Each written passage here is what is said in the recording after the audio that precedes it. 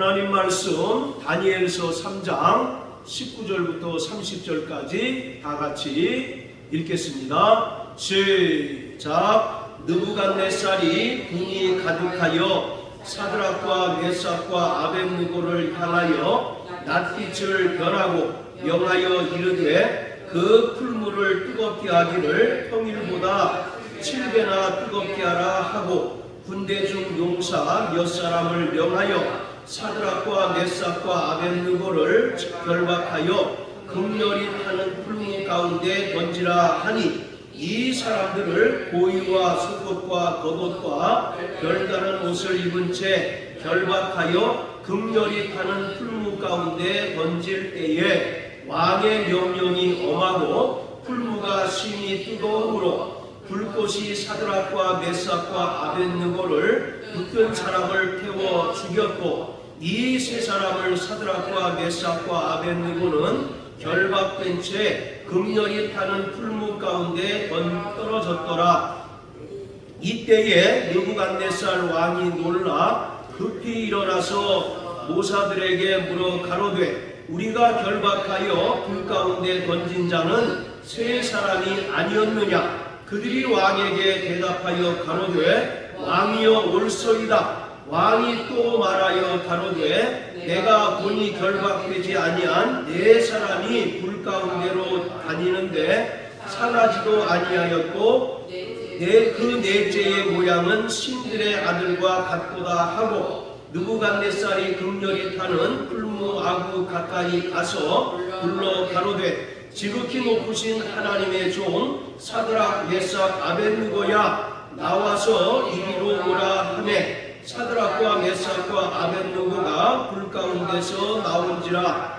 방백과 수염과 도백과 왕의 모사들이 모여 이 사람들을 본즉 불이 능히 그 몸을 해하지 못하였고 머리털도 부슬리지 아니하였고 고이 빛도 변하지 아니하였고 불탄 냄새도 없었더라. 느부갓네살이 말하여 가로되 사드락과 메삭과 아벳느고의 하나님을 찬송할지로다. 그가 그 사자를 보내사 자기를 그 몸을 버려서 왕의 명을 거역하고 그 하나님 밖에는 다른 신을 섬기지 아니하며 그에게 절하지 아니한 종들을 구원하셨도다. 그러므로 내가 이제 조서를 내리노니 각 백성과 각 나라 각 강언하는 자가 무릇 사드락과 메삭과 아벳느고의 하나님께 설만이 말하거든 그 몸을 쪼개고 그 집으로 걸음돌을 삼을지니 이같이 사람을 구원할 다른 신이 없음이니라 하고 왕이 드디어 사드락과 메삭과 아벳느고를 바벨론 도에서 더욱 높이니라. 아멘.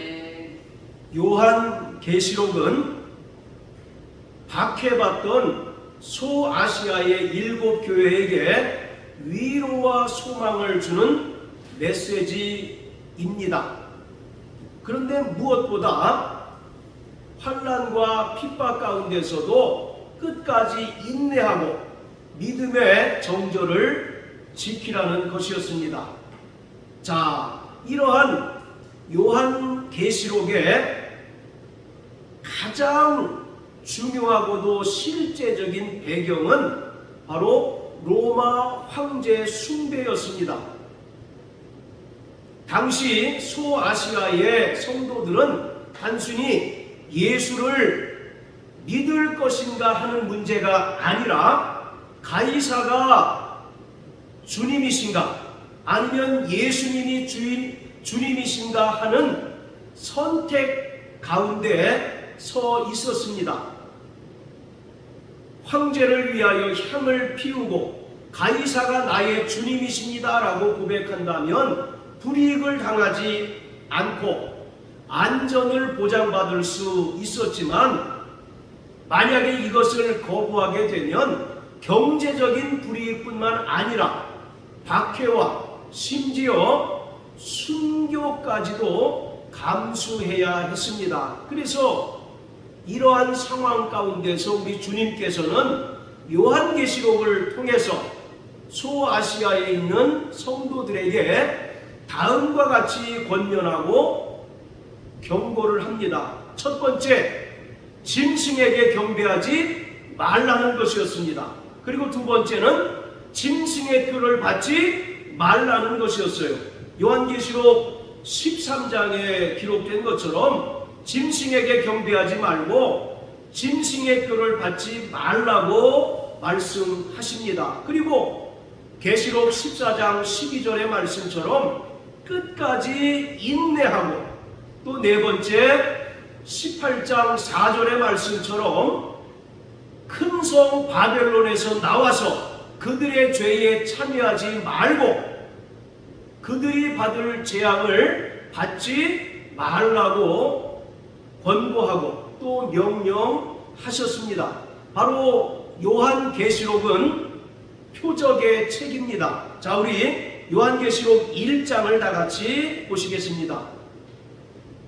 오늘 본문이 다니엘서인데 왜 요한계시록을 이야기하느냐 라고 의아해하실 분이 계시지만, 바로 이 다니엘서의 이 상황과 요한계시록의 당시 시대적인 배경과 상황이 일치하고 있기 때문에 말씀을 드리는 것입니다. 자, 요한계시록 1장 1절 다 같이 읽겠습니다. 예수 그리스도의 계시라, 이는 하나님이 그에게 주사 반드시 속히 될 일을 그 종들에게 보이시려고 그 천사를 그 종 요한에게 보내어 지시하신 것이라.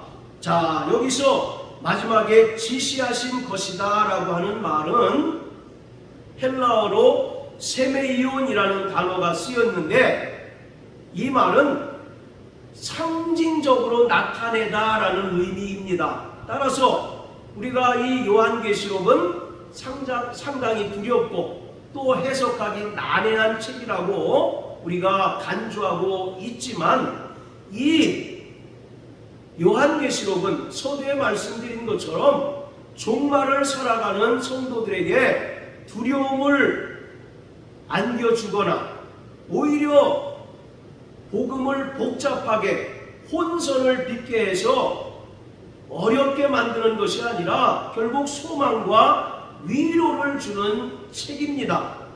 따라서 우리는 이 요한계시록을 한쪽으로 묻어둘 것이 아니라 적극적으로 우리가 요한계시록을 바르게 이해하고, 또 요한계시록을 통해서 우리 주님께서 주시는 그 메시지를 통해서 우리의 삶 가운데 적용하고 또 종말을 날마다 승리하는 삶을 살아가야 합니다. 그렇기 때문에 이 요한계시록을 어떻게 해석할 것인가가 대단히 중요한 문제인데, 대표적으로 이 요한계시록을 문자적으로 해석할 것인지 아니면 상징적으로 해석할 것인지가 관건입니다. 그런데 금방 우리가 1장 1절을 읽었는데 바로 지시하신 것이다 라고 하는 말은 상징성을 나타내다 라는 의미인 것입니다. 그렇기 때문에 요한계시록 전체를 문자적 해석이 아니라 상징적인 개념으로 해석해야 된다라고 하는 것을 1장 1절에서 분명하게 밝히고 있습니다. 예를 들어서 요한계시록에 숫자가 대단히 많이 나옵니다. 이 숫자들마다 각각의 상징적인 의미가 담겨 있다는 것입니다. 이 숫자를 문자적인 의미로 받아들일 것이 아니라 상징적인 개념으로 받아들이고 이해하고 해석해야 된다는 거예요. 그래서 숫자라든지 바로 어떤 색깔, 짐승, 여자, 뿔 등은 모두 상징적인 의미를 가지고 있기 때문에 이 요한계시록을 문자적으로 해석해서는 안 되고 바로 상징적인 의미로 해석을 해야 합니다. 더 나아가서 요한계시록 전체 구조를 우리가 이해하는 데 있어서도 단순히 시간적인 연대기 순서에 따라서 해석해서는 안 됩니다. 요한계시록은 순환 반복적인 구조로, 그리고 점진적인 병행의 구조로 이해하고 해석을 해야 합니다. 자, 대표적으로 요한계시록에 보면 7인의 재앙, 또 7 나팔 재앙, 그리고 7 대접 재앙이 있는데, 이것이 시간 순서대로 발생하는 것이 아니라는 것입니다. 그리고 이 세 개의 재앙은 각각의 다른 시대를 말하는 것이 아니라 동일하게 교회 시대를 말하고 있습니다. 그리고 무엇보다도 하나님 심판으로서의 재앙이 어떤 시대에는 이렇게 나타나고 또 어떤 시대에는 이렇게 나타났다는 얘기가 아니라 점진적으로 하나님의 심판이 더 심화되고 더 증폭된다는 것을 나타내고 있습니다. 그렇기 때문에 요한계시록을 해석하는 데 있어서 가장 중요한 두 가지 개념은 상징적인 개념으로 해석해야 하고, 또 순환 반복적인 구조로 이 계시록을 이해해야 한다는 것이죠. 가장 대표적인 예를 들면 요한계시록 20장 4절에 나오는 바로 천년왕국입니다. 우리가 분명하게 알 것은 성경에는 천년왕국이라는 단어가 나타나 있지 않습니다. 천년 동안 다스린다는 얘기가 기록되어 있지, 천년왕국이라는 단어는 나타나 있지 않아요. 자, 우리 한번 계시록 20장을 한번 다 같이 보십니다. 자, 요한계시록 20장.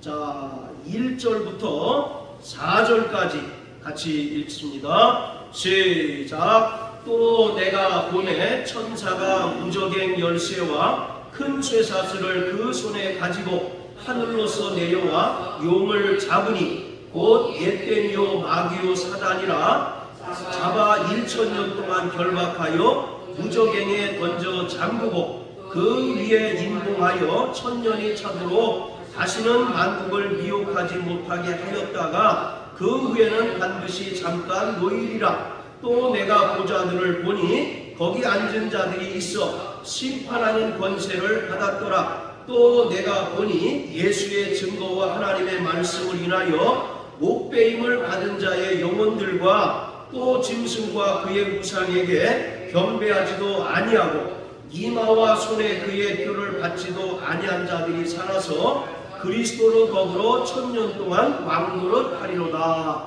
자, 요한계시록 해석에 있어서 가장 논란이 되는 것은 바로 이 1000년 왕국 문제입니다. 어떤 이들은 이것을 문자적으로 해석해서 예수님의 재림 이후에 이 지상에 문자적인 1000년 왕국이 이루어진다라고 주장을 합니다.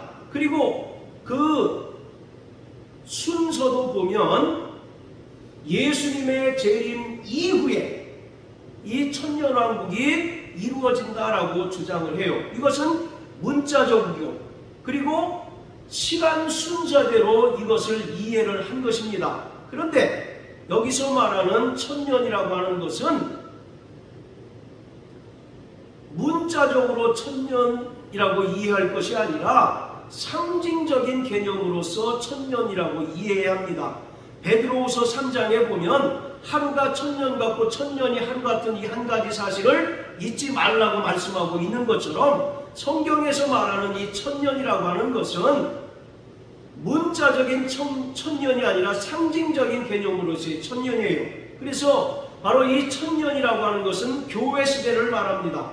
즉 예수님의 초림부터 예수님의 재림 때까지의 그 전 기간을 성경은 1000년이라고 말하고 있어요. 그 기간 동안 구원받은 성도들은 그리스도와 더불어 왕노릇하게 되는 것입니다. 자, 그리고 2절을 보면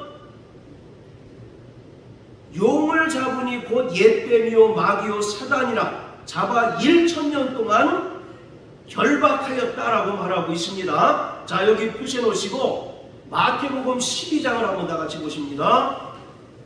마태복음 12장.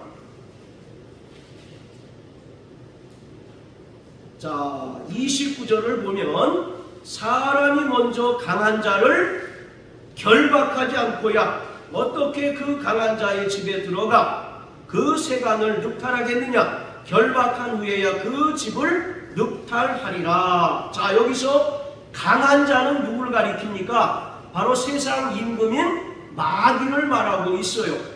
그래서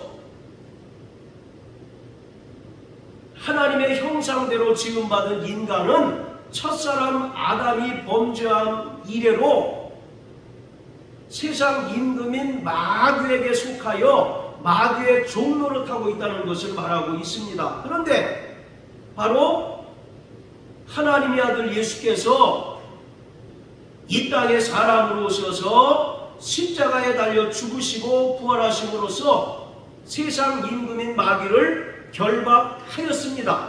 여기서 말하는 결박과 아까 요한계시록 20장 2절에서 나오는 이 결박이라는 단어가 바로 동일한 헬라어입니다. 그렇기 때문에 요한계시록 20장 2절에 나오는 결박이라고 하는 것은 예수님께서 재림 후에 오셔서 사단 마귀를 결박하신다는 얘기가 아니라 이미 예수님께서 2000년 전에 사람으로 오셔서 십자가에 달려 죽으시고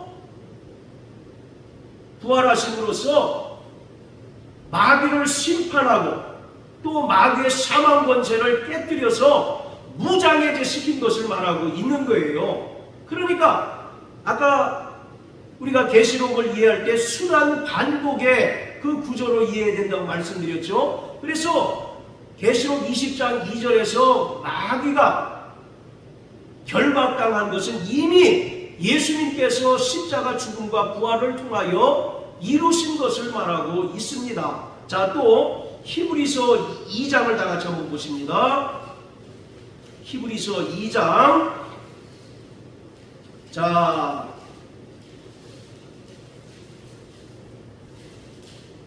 14절부터 16절까지 시작. 자녀들은 혈육에 함께 속하였음에 그도 또한 한 모양으로 혈육에 함께 속하심은 사망으로 말미암아 사망의 세력을 잡은 자 곧 마귀를 없이 하시며 또 죽기를 무서워함으로 일생에 매여 종노릇하는 모든 자들을 모아주려 하심이니 이는 실로 천사들을 붙들어 주려 하심이 아니요 오직 아브라함의 자손을 붙들어 주려 하심이라. 자, 예수님께서 이 땅에 사람으로 오셔서 십자가에 달려 죽으시고 부활하심으로써 마귀의 사망 권세를 깨뜨리시고 14절에 보면 마귀를 없이 하셨다라고 말합니다. 여기서 없이 하셨다는 것은 완전히 무장해제를 시켰다는 것을 말하고 있습니다. 마귀의 가장 강력한 무기가 뭐예요? 사망 권세잖아요. 그 사망 권세를 예수님께서 십자가 죽음과 부활을 통하여 깨뜨리시고 무장해제 시키신 겁니다. 그리고 그 안에서 포로된 인간들을 자유케 하시고 바로 구원해 주신 거예요. 자, 이처럼 계시록 20장 2절에서 나오는 결박, 그리고 또 1000년 동안 왕노릇 한다는 것은 예수님의 재림 이후에, 시간적으로 예수님의 재림 이후에 이 땅에 일어날 실제적인 1000년 동안의 그 왕국을 말하는 것이 아니라 이미 예수님께서 2000년 전에 오셔서 십자가 죽음과 부활을 통하여 이루신 일을 반복해서 설명하고 있는 것입니다. 자, 또 로마서 5장을 다 같이 한번 보십니다. 로마서 5장.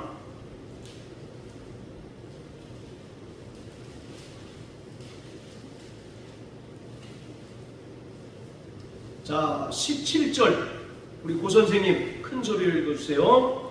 한 사람의 범죄를 인하여 사망이 그 한 사람으로 말미암아 왕노릇하였은즉 또 은혜와 의의 선물을 넘치게 받은 자들이 한 분 예수 그리스도로 말미암아 생명 안에서 왕노릇하리로다. 예, 자 보세요.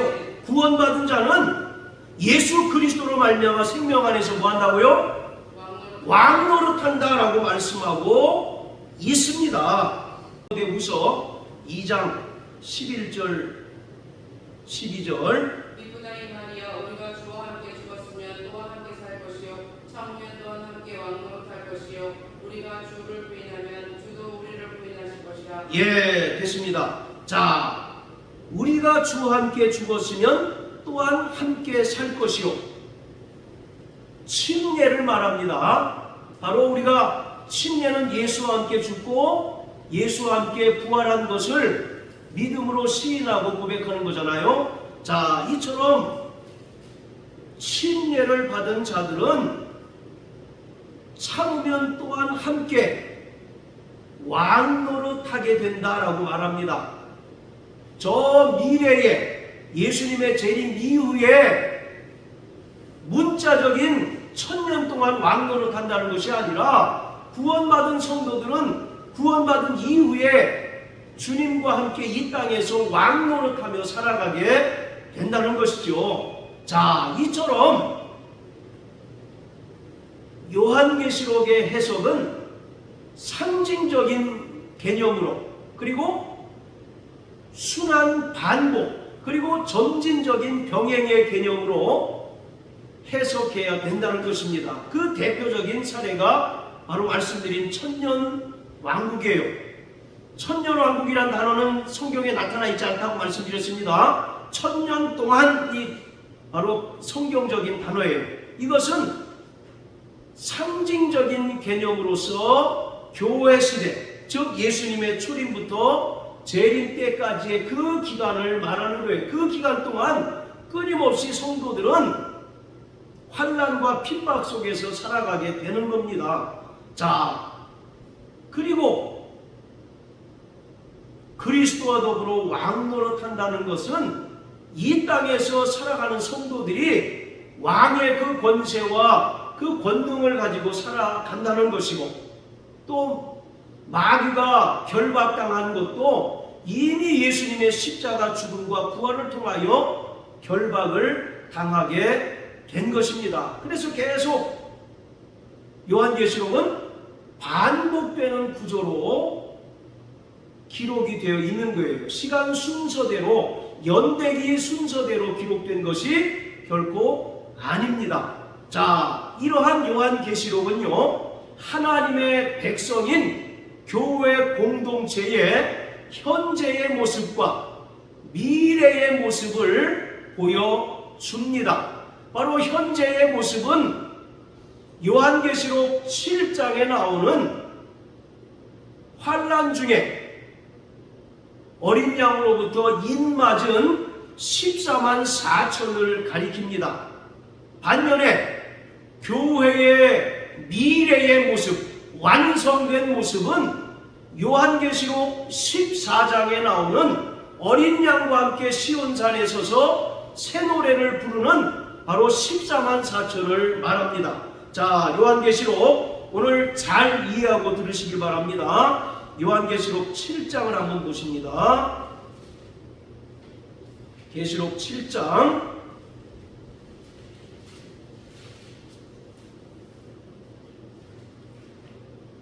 자, 7장 1절부터 4절까지 시작. 이 일 후에 내가 내 천사가 땅 네모퉁이에 선 것을 보니 땅의 사방의 바람을 붙잡아 바람으로 하여금 땅에나 바다에나 각종 나무에 불지 못하게 하더라. 또 봄에 다른 천사가 살아계신 하나님의 인을 가지고 해돋는 뼈로부터 올라와서 땅과 바다를 해롭게 할 권세를 얻은 내 천사를 향하여 큰 소리로 외쳐 가로되 우리가 우리 하나님의 종들의 이마에 인치기까지 땅이나 바다나 나무나 해하지 말라. 내가 인맞은 자의 수를 들으니 이스라엘 자손의 각 지파 중에서 인맞은 자들이 14만 4천이니. 자, 그러면서 5절부터 8절까지는 이스라엘 12지파 중에 인맞은 자들의 그 숫자를 기록하고 있습니다.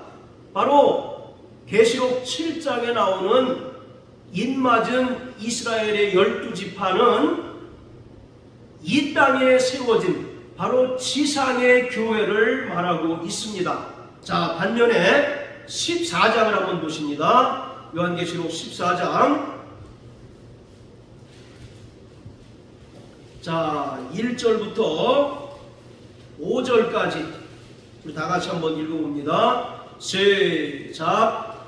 또 내가 보니 보라, 어린 양이 시온산에 섰고 그와 함께 14만 4천이 섰는데 그 이마에 어린 양의 이름과 그 아버지의 이름을 쓴 것이 있도다. 내가 하늘에서 나는 소리를 들으니 많은 물소리도 같고 큰 뇌성도 같은데 내게 들리는 소리는 검은 곳 하는 자들의 그 검은 곳 하는 것 같더라. 저희가 보좌와 내 생물과 장로들 앞에서 새 노래를 부르니 땅에서 구속함을 얻은 14만 4천인 밖에는 능히 이 노래를 배울 자가 없더라. 이 사람들은 여자로 더불어 더럽히지 아니하고 정절이 있는 자라. 어린 양이 어디로 인도하든지 따라가는 자며 사람 가운데서 구속을 받아 처음 익은 열매로 하나님과 어린 양에게 속한 자들이나 그 입에 거짓말이 없고 흠이 없는 자들이더라. 자, 시온산에 14만 4천이 서 있고 또 새 노래를 부르고 있습니다. 계시록 14장에 나오는 바로 14장에 나오는 14만 4천 명은 어린 양과 함께 승리한 천상의 교회를 보여주고 있는 거예요. 그러니까 지금 소아시아에 있는 7교회, 이것은 비단 7교회만을 말하는 것이 아니라 바로 모든 교회를 대표하고 있는 겁니다. 이 땅에 세워진 교회는 끊임없이 세상 임금인 마귀로부터 또 세상의 권세자들로부터 많은 환난과 핍박을 받고 있는 거예요. 그런데 동시에 그들에게 최종적으로 승리하고 또 완성된 천상의 교회를 보여줌으로써 너희가 지금은 당장 환난과 핍박과 여러 가지 고난을 당하고 있지만 끝까지 그 믿음으로 인내하고 믿음의 정절을 지키면 너희가 장차 14장에서 말하고 있는 시온산에 있는 14만 4천과 같이 승리를 얻고 또 완성될 것이다 라고 보여주고 있는 것입니다. 그러니까 두 교회의 모습을 보여주면서 너희가 끝까지 인내하고 바로 믿음의 정절을 지키면 하늘에서 영광을 얻게 된다는 것을 말하고 있습니다. 바로 계시록 7장의 14만 4천과 14장의 14만 4천은 서로 다른 집단을 말하고 있는 것이 아니라 동일한 하나님의 백성인 교회를 보여주고 있는 거예요. 그런데 7장에 있는 교회는 지상에 있는 교회로서 끊임없이 세상의 영적 세력과 전투하는 교회의 모습입니다. 반면에 14장에 나오는 14만 4천은 미래의 교회의 모습으로서 하늘에서 영광을 얻고 또 시온산에 서서 하나님의 구원을 노래하는 승리한 교회, 천상의 교회의 모습을 보여주고 있습니다. 그러니까 이 모습을 보고 너희가 조금 힘들고 어렵더라도 어떻게 하라는 얘기입니까? 끝까지 인내하고 믿음의 정절을 지키라고 위로하고 또 소망을 주고 있는 것입니다. 요한계시록 7장에 나오는 환난 가운데 인맞은 14만 4천은 상징적인 의미를 가집니다. 바로 이 14만 4천이라고 하는 숫자는 12 곱하기 12 곱하기 1000 해서 14만 4천이 나온 거예요. 바로 이 12라고 하는 것은 성경에서 하나님의 백성 그리고 교회를 상징적으로 설명하고 있습니다. 앞에 12는 구약교회를 가리키고 뒤에 12는 12사도로 대표되는 신약교회를 설명하고 있습니다. 그리고 1000이라고 하는 숫자는 바로 완전 숫자로서 이들이 하나님의 백성이라고 하는 의미를 가지고 있어요. 그렇기 때문에 어떤 이들이 말하고 있는 것처럼 이 14만 4천은 혈통적 이스라엘을 말하고 있지 않습니다. 그리고 숫자적으로 문자적으로 정확하게 14만 4천 명을 말하고 있는 것이 아니라 하나님께 속하여 하나님의 구원을 받은 하나님의 백성, 즉 교회 전체를 말하고 있습니다. 자, 7장을 보십시오. 7장 9절. 자, 7장 9절을 보면 2일 후에 내가 보니 각 나라와 족속과 백성과 방언에서 아무라도 능히 셀 수 없는 큰 무리가 흰 옷을 입고 손에 종려가지를 들고 보좌 앞과 어린 양 앞에 섰다라고 말합니다. 분명히 보세요. 각 나라와 족속과 백성과 방언에서, 즉 모든 민족 가운데 그런 뜻이죠. 그러니까 이 14만 4천은 혈통적 이스라엘, 혈통적 유대인을 가리키는 것이 아니고 문자적으로 14만 4천 명만을 말하고 있는 것이 아니라 능히 셀 수 없는 무리, 구원받은 하나님의 백성, 교회 공동체 전체를 말하고 있습니다. 자, 그런데 여기서 오늘 말씀드리고자 하는 중요한 요소가 나오는데, 자, 계시록 7장에 이스라엘의 12지파가 나오는데 이 12지파에 단지파와 에브라임 지파가 빠졌습니다. 대신에 요셉과 레위 지파가 삽입이 되어 있어요. 물론 성경 전체를 보면 12지파를 나열하는 데 있어서 그때 상황마다 12지파가 다 다르게 기록되어 있는 것을 볼 수 있습니다. 그런데 사도 요한이 요한계시록 7장에서 이스라엘 12지파를 기록하고 있는 것은 바로 분명한 의도를 가지고 있는 것입니다. 자, 5절을 보세요. 5절에 보면 제일 먼저 나오는 지파가 어떤 지파입니까? 자, 7장 5절에 보면 유다 지파 중에 입맞은 자가 1만 2천이요 라고 말합니다. 왜 하필이면 유다 지파를 제일 먼저 언급했을까요? 그리고 이 12지파에는 말씀드린 것처럼 단지파와 에브라임 지파가 빠졌습니다. 그리고 요셉과 레위 지파를 삽입을 시켰어요. 이것은 단순한 12지파의 나열을 말하고 있는 것이 아니라 사도 요한이 이 이스라엘 12지파를 통해서 지금 고난 가운데 있는 소아시아의 7교회 성도들에게 주고자 하는 분명한 메시지가 있는 것입니다. 자, 우리가 하나하나를 살펴볼 텐데요.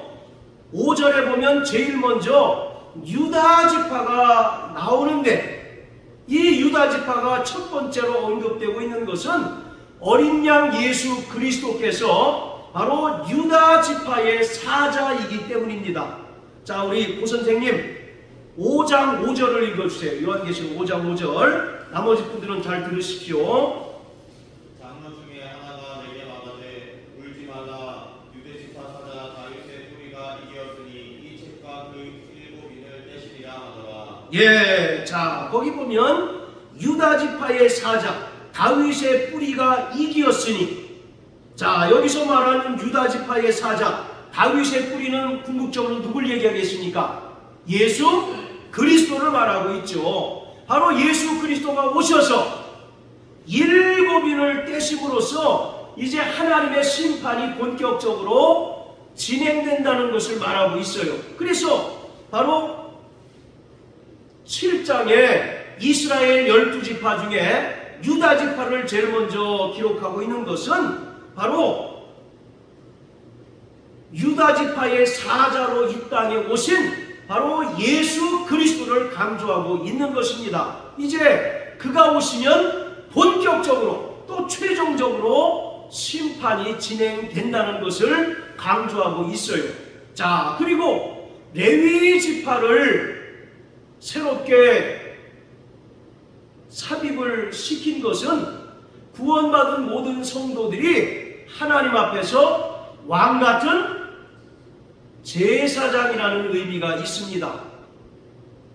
레위 지파는 이스라엘 12지파를 대표해서 성막에서 하나님을 섬기고 제사하는데 봉사하는 지파입니다. 그 지파 중에서 대제사장과 제사장이 나오고 나머지 사람들은 성막에서 봉사하는 일을 합니다. 그렇기 때문에 레위 지파를 새롭게 삽입을 시킨 것은 구원받은 모든 성도들이 하나님 앞에서 베드로전서 2장 9절의 말씀처럼 왕같은 제사장이요 택하신 백성이라는 의미입니다. 자, 따라하세요.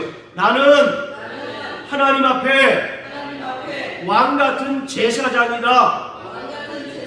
자, 유다 지파를 제일 먼저 언급한 것은 예수님께서 유다 지파의 사자로 이 땅에 오셨다는 것을 말하고 있고, 또 레위 지파를 언급하고 있는 것은 구원받은 모든 성도들이 하나님 앞에서 왕같은 제사장이라는 의미가 담겨 있습니다.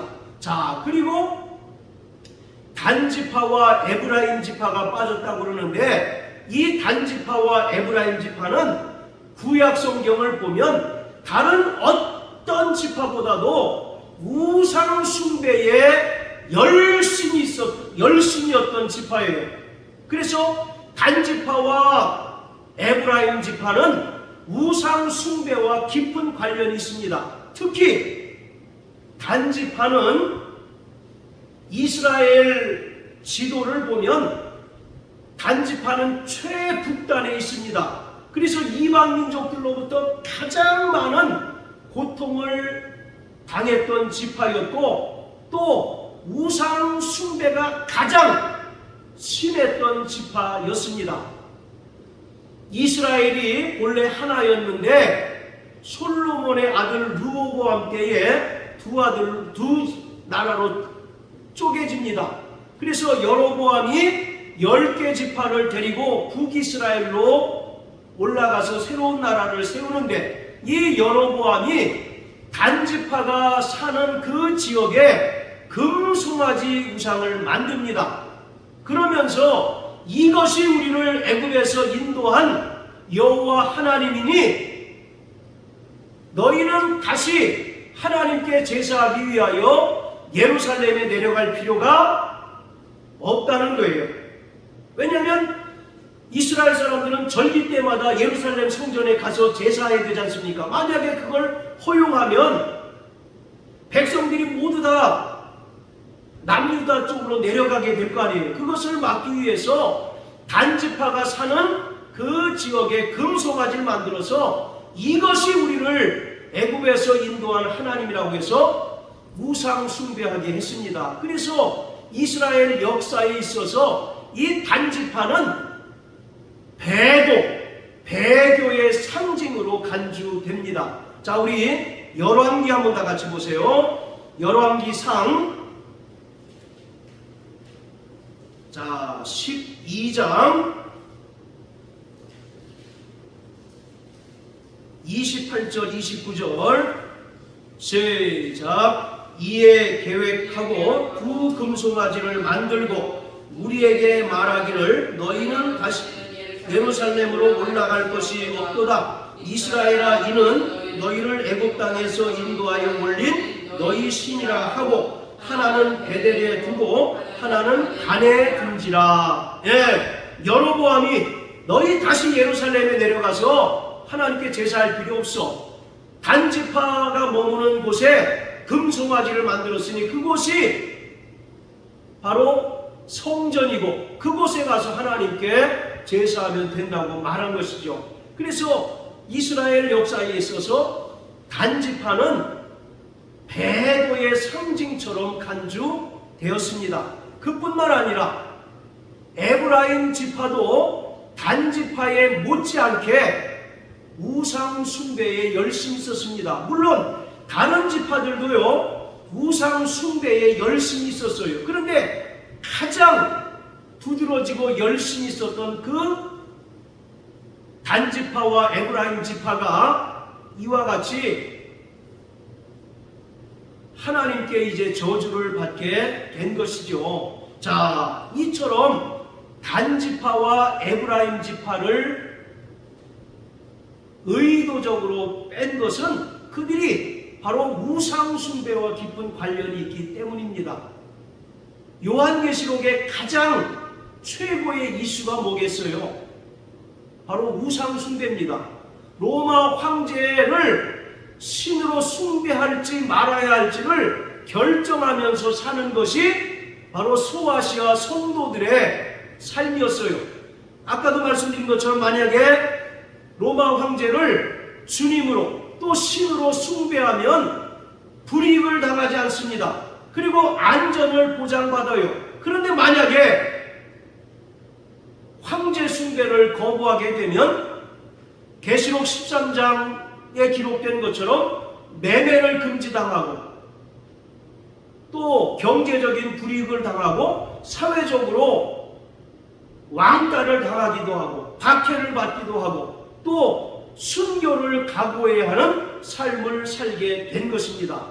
그래서 바로 초대교회 성도들의 가장 큰 화두 이슈는 로마 황제를 신으로 섬길지 말지였어요. 그런 상황에서 사도 요한이 단지파와 에브라임 지파를 뺀 것은 결코 우연이 아닌 거죠. 그들은 지금 황제 숭배 문제로 인하여 생사가 왔다 갔다 하는 그런 참혹한 상황에 살고 있는데 구약의 이스라엘 12지파 중에 누구보다도 우상 숭배에 열심히 있었고 앞장섰던 단지파와 에브라임 지파를 12지파에 넣는 것은 상당히 무리가 있었던 것입니다. 그래서 의도적으로 단지파와 에브라임 지파를 빼버리고 대신 요셉과 레위 지파를 넣게 된 거예요. 그렇다고 해서 이 단지파와 에브라임 지파가 완전히 이스라엘 12지파에서 빠진 것은 결코 아닙니다. 자, 에스겔서 48장을 한번 보십니다. 에스겔서 48장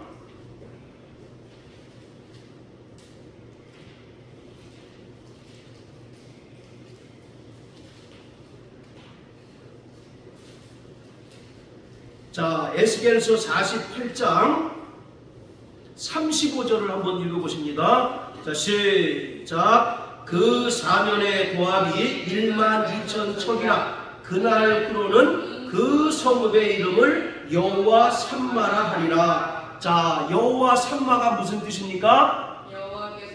여호와께서 거기 계시다. 그 얘기는 무슨 얘기입니까? 하나님의 성전을 말하고 있는 거예요. 그러니까 지금 에스겔은요 마지막 하늘에 최종적으로 완성될 새 예루살렘 성을 환상 중에 보고 있는 것입니다. 그러면서 48장에는 이스라엘 12지파가 언급이 되어 있어요. 자, 그런데 2절 보세요. 단지파가 나옵니까? 안 나옵니까? 48장 2절에 단지계 다음으로 뭐 이렇게 나오잖아요. 네. 자, 그리고 6절에도 보면 에브라임 지계 다음으로 뭐 이런 얘기 나옵니다. 그러니까 단지파와 에브라임 지파가 영원히 빠진 것은 아니다. 그러니까 다분히 요한계시록 7장에 사도 요한이 이스라엘 12지파 중에 단과 에브라임을 빼고 요셉과 레위 지파를 첨가한 것은 다분히 의도적이었다. 그 의도가 구체적으로 뭐였습니까?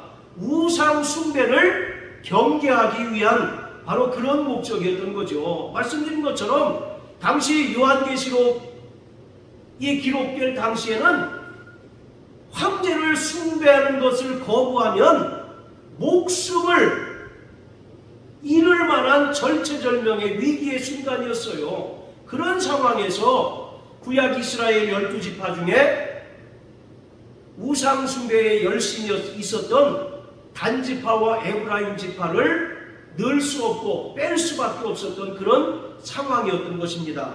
자, 오늘 본문 다니엘서 3장으로 돌아갑니다. 자, 본문에 나오는 사드락, 메삭, 아벳느고는 남유다가 바벨론에 의하여 멸망을 당하고 이스라엘 백성들이 바벨론으로 포로로 끌려갔는데 그때 다니엘과 함께 바벨론으로 포로로 끌려온 자들이었습니다. 자, 1장을 한번 보세요. 1장 3절부터 7절까지 우리 사모님 큰 소리로 한번 읽어주십시오. 왕의 환관장 이스부나스에게 명하여 이스라엘 자손 중에서 왕족과 귀족의 몇 사람 곧 흠이없고 아름다우며 모든 세조를 통달하며 지식에 구비하며 학문에 익숙하며 왕궁에 모살할 만한 소년을 데려오게 하였고 그들에게 갈대아 사람의 학문과 방언을 가르치게 하였고 또 왕이 지정하여 자기의 진미와 자기의 마시는 포도주를 내서 그들의 날마다 쓸 것을 주어 3년을 기르게 하였으니 이는 그 후에 그들로 왕의 앞에 모셔 서기하려 하였느니라. 그들 중에 유다 자손 곧 다니엘과 하나냐와 미사엘과 아사랴가 있었더니 환관장이 그들에게 이름을 붙여 다니엘은 멜드사살이라 하고 하나냐는 사드락이라 하고 미사엘은 메삭이라 하고 미사랴는 아벳느고라 하였더라. 예, 자, 이 세 명은 다니엘과 함께 포로로 끌려온 사람들이었어요. 그런데 이들의 본래의 이름은 하나냐, 미사엘, 그리고 바로 아사랴입니다. 하나냐라고 하는 말은 하나님은 은혜로우시다라는 뜻이고요.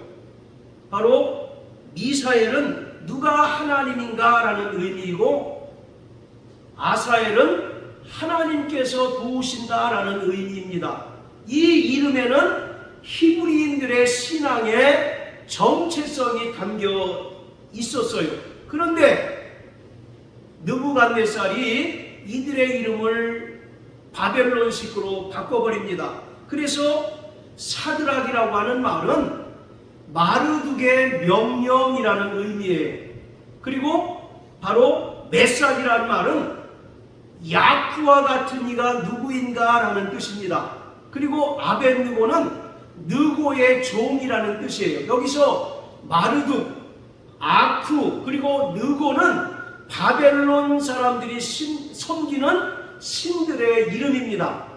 그러니까 전부 바벨론식으로 이름을 바꿔요. 그 전에는 이들은 히브리인의 신앙 정체성을 나타내는 이름을 가지고 있었는데 그 이름을 의도적으로 바벨론식으로 바꾸고 그 이름을 신들의 이름에서 유래하게 한 것은 히브리인들의 신앙의 정통성을 말살시키고 바벨론 신을 섬기는 자, 그리고 느부갓네살 왕을 섬기는 자로 만든 거죠. 우리가 일제시대에도 뭐 창시개명이라는 거 있지 않습니까? 바로 이름은 단순한 이름이 아니잖아요. 그것이 조상으로부터 물려온 우리말의 어떤 그런 정통성, 정체성을 가지고 있는데 그것을 일본식으로 바꾸면 이제 더 이상 우리가 조선 사람이 아니고 일본 사람이 된다는 그런 분명한 의미가 있는 것처럼 지금 이들은 사드락, 메삭, 아벳느고라고 하는 바벨론 신들을 섬기는 자의 이름으로 바꿔버립니다.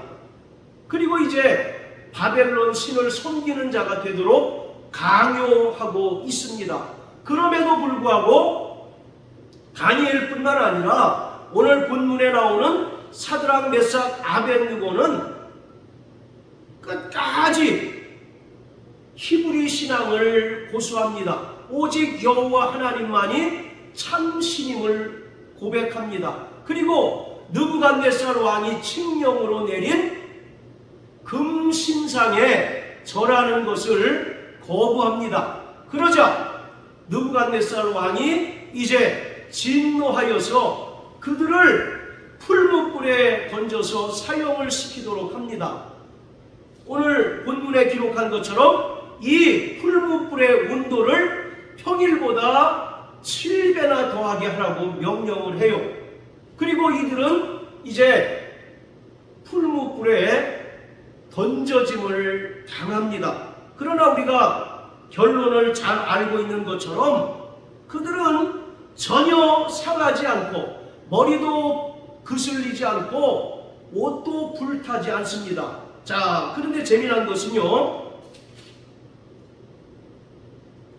자 25절 보면 느부갓네살 왕이 뭐라고 얘기합니까? 내가 보니 결박되지 아니한 네 사람이 불 가운데 다닌다라고 말합니다. 그런데 그 넷째의 모양은 신들의 아들과 같다라고 말합니다. 자, 이 풀무불에 던져진 사람은 총 몇 명입니까? 3명이었죠. 그런데 느부갓네살 왕이 그 안을 들여다보는데 몇 명이 있어요? 4명이 있어요.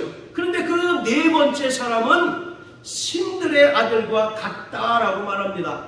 신들의 아들과 같다는 말은 천사를 말하고 있습니다. 하나님께서 천사를 보내서 사드락, 메삭, 아벳느고를 철저히 보호해 주신 것이죠. 그래서 그들의 머리도 그슬리지 않고 또 옷도 상하지 않습니다.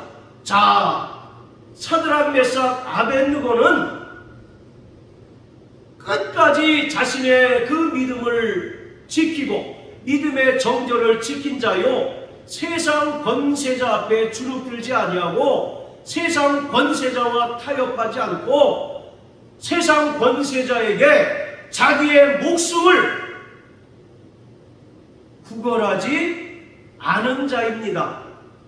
자, 27절에 보세요. 머리털도 그슬리지 않고 고이빛도 변하지 않고 불탄 냄새도 없었다. 이게 가능긴 한 얘기입니까? 이것은 철저히 하나님께서 하나님의 백성들을 끝까지 책임지시고 바로 지켜주셨다는 것을 말하고 있습니다. 여기서 중요한 것은 고이의 빛도 변하지 않았다라고 말합니다. 여기서 말하는 고이는 제사장, 대제사장이 입는 옷과 동일한 거예요. 이것은 하나님의 거룩한 의, 즉 성도들의 정체성을 말하고 있습니다.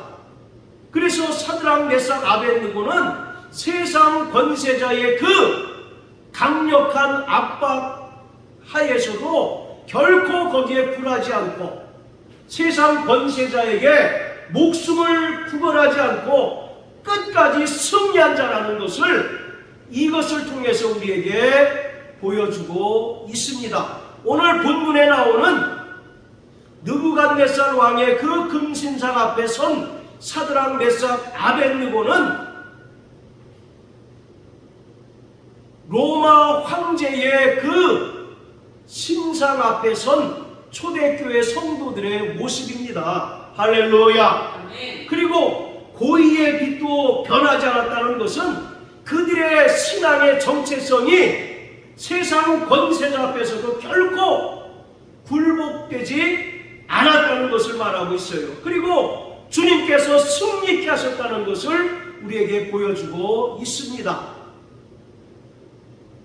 느부갓네살 왕은 사드락, 메삭, 아벳느고에게 자신의 금신상에게 절하기를 강요하였습니다.